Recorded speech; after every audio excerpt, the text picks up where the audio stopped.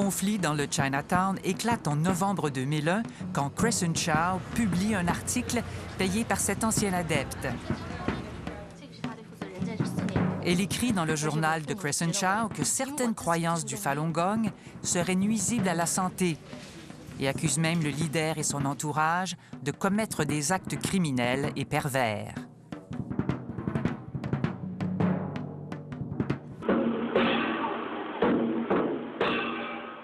Le Falun Gong contre-attaque et lance une poursuite en diffamation.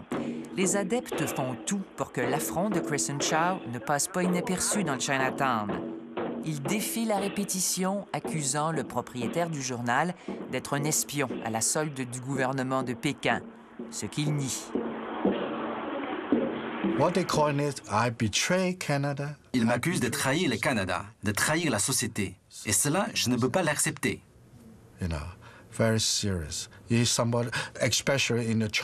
C'est très sérieux. Pour nous, les Chinois, un agent, c'est un ennemi du pays. Je ne veux pas être un ennemi du Canada. Plusieurs commerçants du quartier chinois nous parlent volontiers du malaise créé par la présence du Falun Gong, mais refusent de nous en parler à la caméra. On s'est fait dire, après avoir parlé avec quelques commerçants, on ne peut pas vous parler à la caméra, on va se faire harceler. Est-ce que le mot est trop fort, se faire harceler par ces gens-là, par le Falun Gong? Harceler, il faut le vivre pour le savoir. Mais c'est vrai que ils ont tendance à appeler à plusieurs reprises, à revenir. C'est jamais violent, mais ça peut ne pas être très agréable, je dirais. Mais Chu comprend bien le silence des commerçants. Avocate, elle lutte depuis longtemps pour les droits de sa communauté. C'est elle qui a confronté en 2006 l'ancien premier ministre Paul Martin dans La Salle-et-Mar sous la bannière du Bloc québécois. Il a une inquiétude vis-à-vis le pouvoir de Falun Gong, mais aussi, en même temps, il y a une autre inquiétude vis-à-vis le gouvernement de Chine. Donc, c'est comme peut-être les gens se sentent qu'ils sont coincés entre deux pouvoirs qui sont en opposition et ils ne savent pas comment se situer. Le procès contre Crescent Chow s'ouvre devant la Cour supérieure en novembre 2003. Il est seul face à 232 adeptes qui lui réclament chacun 100 000 $, une poursuite en diffamation de 23 millions de $. En cours, on apprend qu'ils sont moins de 1000 adeptes dans tout le pays, pas plus d'une centaine au Québec. Le Falun Gong déclare aussi ne posséder aucune organisation et ne réclamer aucune contribution financière de ses adeptes. Tout serait volontaire et bénévole. Pourtant, notre enquête nous a permis de découvrir que le Falun Gong est au contraire très bien organisé et qu'il dispose de moyens financiers importants. Leur fanfare est leur carte de visite. Comme à tous les ans, elle est de la parade de la Saint-Patrick et de la Fête du Canada à Montréal. Une présence qui se fait remarquer. Pour les adeptes, ces fêtes sont l'occasion de sensibiliser la population à leur cause. On les voit se faufilant dans la foule pour distribuer des dépliants où il est peu question de leurs croyances, mais plutôt d'espionnage, de torture et de trafic d'organes. Eux vont bien se défendre d'être un mouvement politique, mais je pense qu'à sa face même, ne serait-ce que parce qu'ils sont persécutés et qu'ils répondent à cette persécution en Chine, c'est aussi un mouvement politique, c'est forcé. Les adeptes ont aussi leur journal, même si en le feuilletant, rien ne l'indique. Hautement critique du gouvernement chinois, Epoch Times ou La Grande Époque est publié en 17 langues et possède des bureaux dans 30 pays. Dans la région de Montréal, on le retrouve dans ses versions françaises, anglaises et chinoises, et il est gratuit. Au cours de cette décennie à peu près, ils sont devenus un peu parano.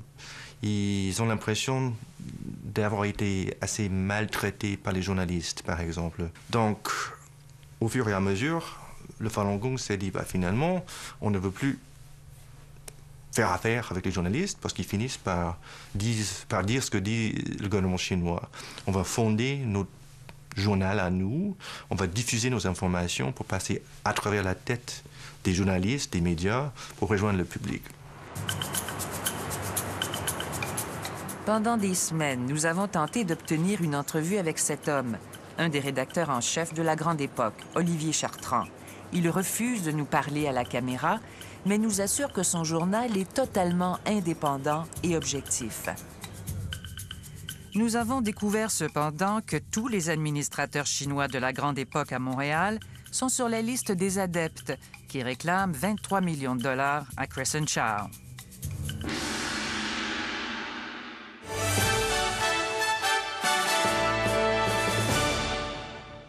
Hi, and welcome to NTD TV. I'm your host, Dan Shen. Fanfares, radios, journaux, les pratiquants du Falun Gong ont également fondé une télévision pour livrer leur message, la New Tang Dynasty.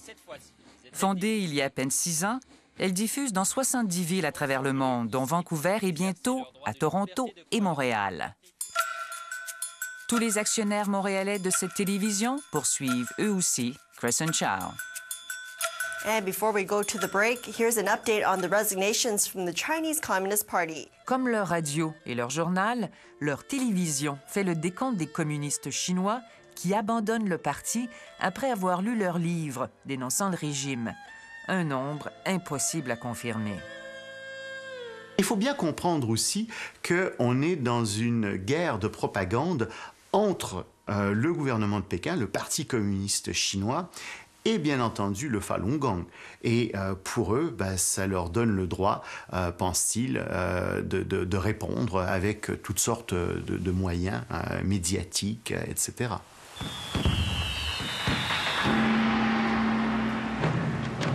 Un autre moyen médiatique peu apparent à première vue, le spectacle du Nouvel An chinois, produit par nul autre que la télévision New Tang Dynasty.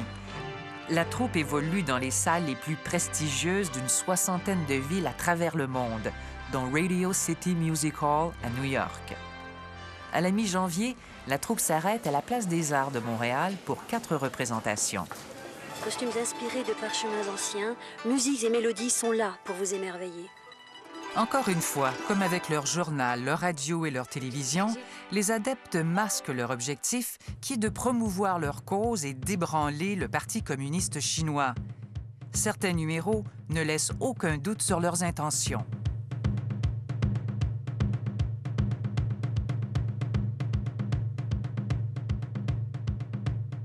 Ailleurs, leur message politique est sans équivoque.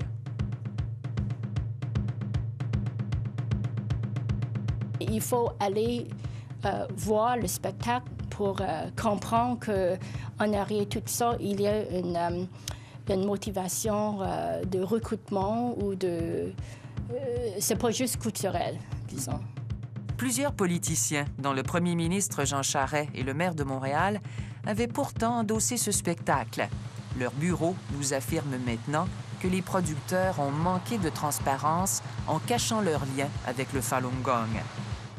À Québec, on nous a affirmé qu'à l'avenir, on ne donnera plus son appui à un événement qui divise la communauté chinoise.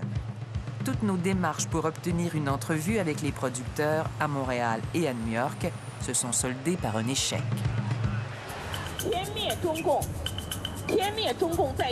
Ce qui divise aussi la communauté chinoise de Montréal, ce sont des rassemblements d'adeptes comme celui-ci, fréquents dans le jardin du Chinatown. Au printemps dernier, une vingtaine de pratiquants prennent le relais de leurs médias pour mettre à jour un nouveau décompte de Chinois qui auraient renoncé à leur carte du Parti communiste, 35 millions. Un chiffre non seulement impossible à vérifier, mais invraisemblable pour le Dr Yu de l'Université McGill. Je n'aime pas ces gens. Je travaille à l'Université McGill. Je ne m'intéresse pas à ces choses-là. Je me fous du Parti communiste. Je me fous de tout ça. Dites la vérité.